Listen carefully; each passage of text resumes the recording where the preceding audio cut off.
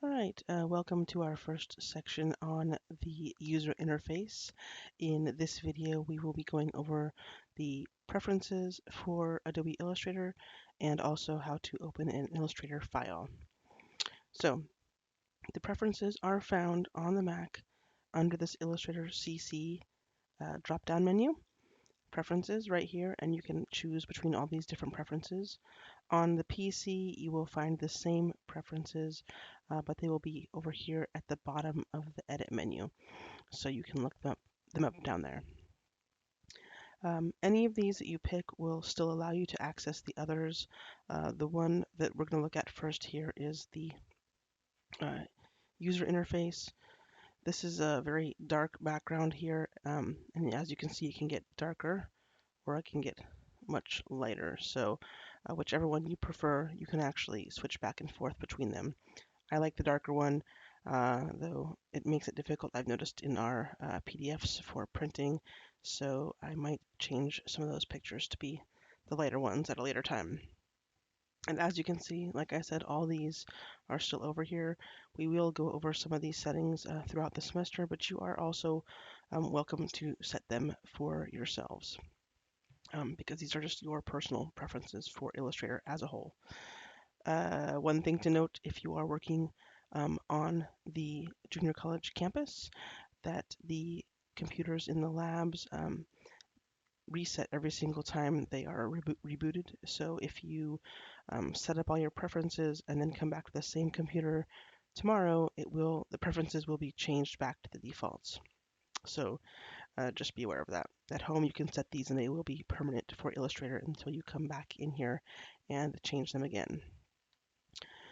So under General, we've got things like precise cursors, which I will show you later when we get into painting in Illustrator, and just some other random things. Again, you can play around with these, see if you like them or not. The selection and anchor display, um, they can change the look and size of the handles, whether they're going to snap to points, whether they're going to zoom. And again, all this stuff is things that you'll want to play around with, but you might want to wait until closer to the end of the lessons because you'll just start to get a feel at that point of what you like. Um, so just be aware of that. Type, the size and the leading, all these as defaults for it. Your units defaults.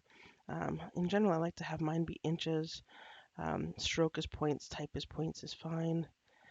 Guides and grids, if you don't like the way the guides and grids looks, you can change the colors of those. Same thing with the smart guides, which we'll be going over some of these today, so you'll see the colors come up on my screen in later videos.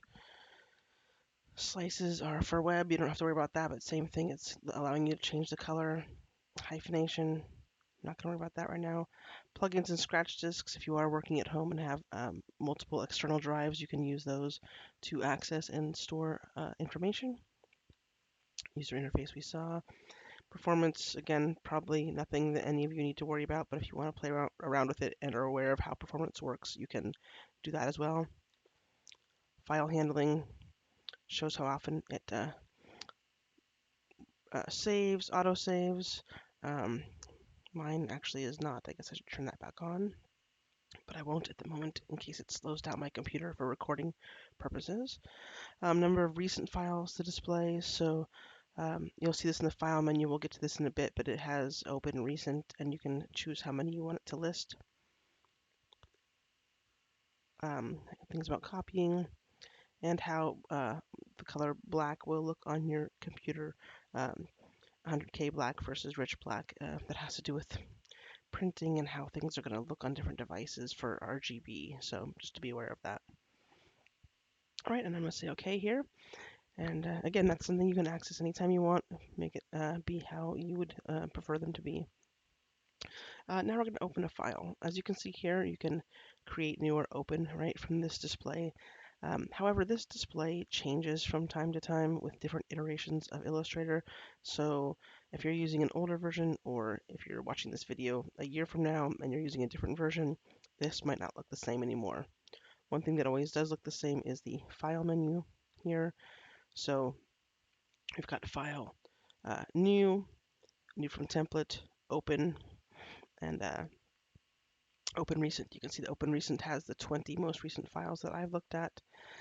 Open would let me open another file that I've already used before. Template would let me open some of the Illustrator templates. And again, I'll go over this more in a later video, so I'm going to just do this quickly right now. And the first one here is new. And again, for our class, mostly we're going to go with the defaults here. Recent are ones that I have used recently. Saved are ones that I have saved. You have options for mobile sizes, web sizes, print sizes, video, film sizes, and art illustration sizes. For us, I just want us to mostly just use the letter, basic 8.5 by 11. That way, if you want to print something out and look at it, you have the capability of doing that on just a regular piece of paper. In some lessons, I might ask for different sizes, so just be aware of that. And no matter which one of these you pick, you can always change it over here. You can pick a new preset name. You can change the width. I'm going to change mine to inches here so I can see it's 8.5 by 11. I can make it portrait or landscape. I can change the number of artboards and all these things here. And again, I believe that later video for the file menu, we will go over this in more detail. I would probably on yours, this advanced options is closed, so it just says that. Don't need to worry about bleeds. In this lesson, we don't need to worry about artboards. More settings, again, not things we need to worry about. At this point, just leave all these settings as the defaults are fine for this class in general, but also just for now on this video as well. And then I say create, and it gives me a new file. Oops, and it looks like I did a landscape one there. I want it to be portrait, so I'm going to actually close this. No big deal, right? If you make a mistake, just go back and do it again. I say new. I think it will remember where I was, that I was on letter. And I'm going to switch it to portrait mode and say create. And there we go. We have it. If I want, I could save this at this point. If you're doing this and planning on saving it for your homework, for example, this week you could name it autobiography.ai, which should just be here, and save it somewhere where you're going to be able to find it easily. So if you have a folder on your desktop, maybe for Illustrator homework, you could come in here and say autobiography.ai, click save. It's going to have these things come up again for this class. You can leave all this stuff just as is. It's going to be fine for our purposes here. I say OK, and we're done with that. All right, so that is the end of this video. In the next video, I will start to describe all of the surrounding area here for you. All right, then I will see you in the next video.